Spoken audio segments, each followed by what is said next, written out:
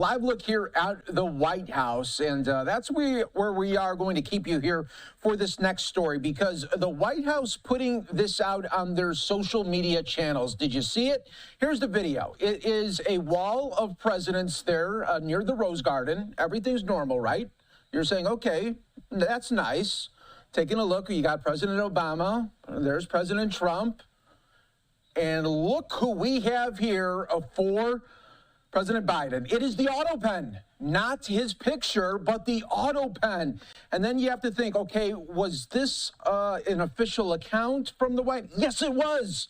You look at it and you say it is from the White House there, and it's not like an onion piece or something, with AI. This was something they put out there. And, yeah, it's getting a lot of traction right now. A lot of people talking about this for really weeks and months. President Trump has been really commenting on the autopen news that is coming out from President Joe Biden's presidency. So we'll get into that in just a little bit here on Live Now from Fox. But I do want to bring in our next guest to help break it all down. This is Brian Sobel, with political analyst. Always great to have you on, Brian. And, yeah, I mean, this is so interesting, right? Oh, absolutely, Mike. They're on the on the colonnade, in the colonnade, and right in the White House, where a lot of people walk by all those portraits, and to come by each president, and then you come to the autopen. And I think it says everything about Donald Trump and his relationship or lack thereof with former President Joe Biden. And there it is. We'll see how long it stays that way. And Brian, I think, I don't care what if people are on the left or the right. In this moment, I don't think we'll ever see this again from really a White House putting this out. I mean, this is something that is truly a President Trump administration. No question. And this is a president who does not like, clearly, the former president, Joe Biden, and no love lost there. Joe Biden does not like Donald Trump. And this is Donald Trump's way, President Trump's way of saying, hey, you are insignificant to me. So insignificant, I'm going to replace you with the autopen, which we have talked about, Mike, before. And we've spent time on the use of the autopen, particularly by the Biden administration. And this is Donald Trump's commentary on Joseph Biden and the autopen. Yeah, and there's some real, thinking here for President Biden's presidency. When you look at it there, and there's a lot of speculation of why he would have so many signatures with the autopen, because you feel like, okay, you spend your whole life to become president of the United States. You would want to start signing some documents and really using the office the way you see fit. But why is it that for President Biden, he used so many autopen signatures? We may never really know the answer to it, but the president signs thousands and thousands of documents during their time in office. And even as President Trump has pointed out, the autopen is not used typically for signing major pieces of legislation, executive orders, certificates and things for close friends. These are all done by the president himself. And so it feeds the narrative, Mike, that a lot more was going on at the White House in terms of the president's cognition or interest in some of these things, which is really the charge by President Trump that he and that Joseph Biden in particular abdicated a lot of his authority, gave it to his staff, and the staff ran with it, particularly around the issue of pardons. Yeah, that's such a good point there, Brian. And I was also thinking about, the way that President Trump is doing 2.0 for his administration. He really has the advantage of, hey, I can't be elected again, and I could really go full force with these social media kind of trolling attempts there. And really, at the end of the day, I mean, his base is going to 100% enjoy it and love it. And then at the same time, his detractors and haters, they are going to hate it 100% of the time. Absolutely. It fuels this divide in some respects, because when you put an auto pen up for nearly half the country to look at, who already don't like President Trump, it fuels that issue, that divisive issue that we have in the United States. And I know it's a satirical comment by the president, but at the same time, for Biden supporters, it's a real knock on them. Yeah, so true. And I mean, to look at it as well, not only having the White House put it out, not only having like White House aides put video there, like we saw with Margot Martin, but then, it's like different tiered approaches when it comes to the trolling level here. I just want to point out this photo that the White House put on. And I mean, it's President Trump now looking at the photo there of the auto pen. So it's just all these different layers, just in case maybe people were thinking, oh, maybe President Trump didn't sign off on. Oh, 100% he did. He's looking at it. Absolutely. He had remarked to people in the past few weeks about the auto pen photo. I mean, he knew this presidential gallery was going to be installed, and I think at some point he turned to an aide and said, "Hey, we ought to put an auto pen where Joe Biden's picture will be or should be." And again, it's his comment about things.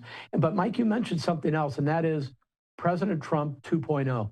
The first President Trump, for all his talk about understanding government and all of that, he didn't really understand Washington, D.C.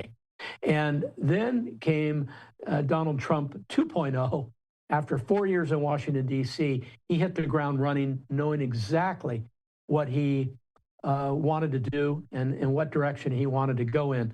And as I've said in many interviews for people who are chagrined about what Donald Trump is doing, my answer is he's doing exactly what he said he would do.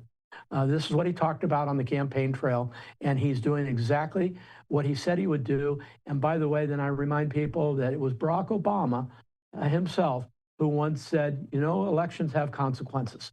So for people who don't like Donald Trump, that election had a consequence.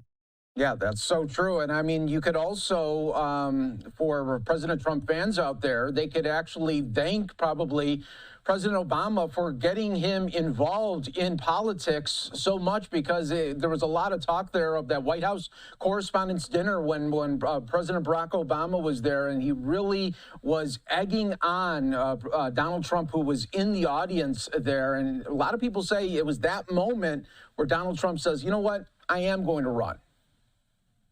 Donald Trump, I think, for a very long time, even before his first run, I think he was listening to people saying, you're very good at what you do, but why couldn't you do it for the entire country? I think it's some of the same type of things Ronald Reagan heard, and other people, Arnold Schwarzenegger, governor of California. You have all these people around these individuals who say, you're very good at what you do in this arena. Boy, I bet you could take those skills and take them into politics. And so you've seen very often in American history, somebody really changing careers to run for the presidency of the United States.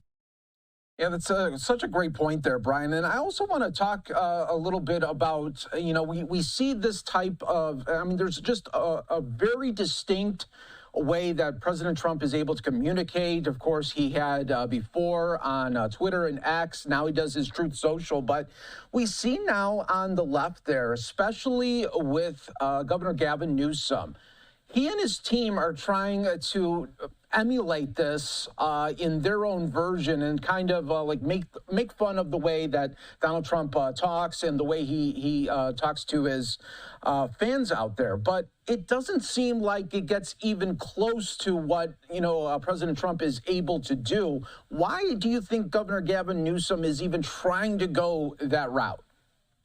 Because Gavin Newsom is running for the presidency in 2028, and he's trying to set himself on the same level rhetorically and in every other way with the president of the United States. And he has decided that the way you do that is sort of by being as tough if I may use that word, as Donald Trump is on social media, in interviews, and in other quarters. And we will see how that plays across the country. But if you travel through California and the viewers from all over the United States who are watching tonight get into California and see the commercials that he is running for Prop 50, which is to redistrict California, you can see that he's very presidential in his commercials. There are the big white doors behind him, and it looks like he's in a stately mansion like the White House. And so all the staging, even his speech points, are all presidential in the way they're designed. And he's doing that obviously because he's setting himself up for a run in 2028.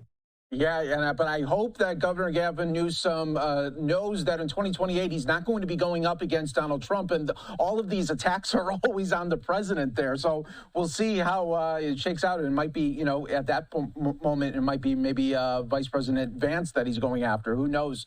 But last one, Brian, I want to ask you about back here to the moment of really the trolling effect here from the White House and President Trump. Do you think there's any connection from this to the timing right now of Kamala Harris's book being out and maybe just trying to, I don't know, take away a little bit more from that?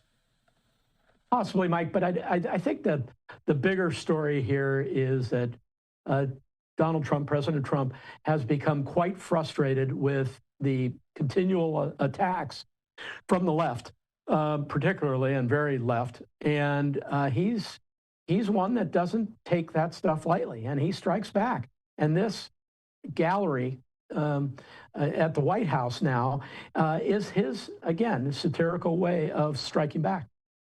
So true. Brian, thanks so much for joining us here on Live Now from Fox. We always appreciate it. And thanks again for being with us this evening. Absolutely, Mike. See you soon. See ya. Take care.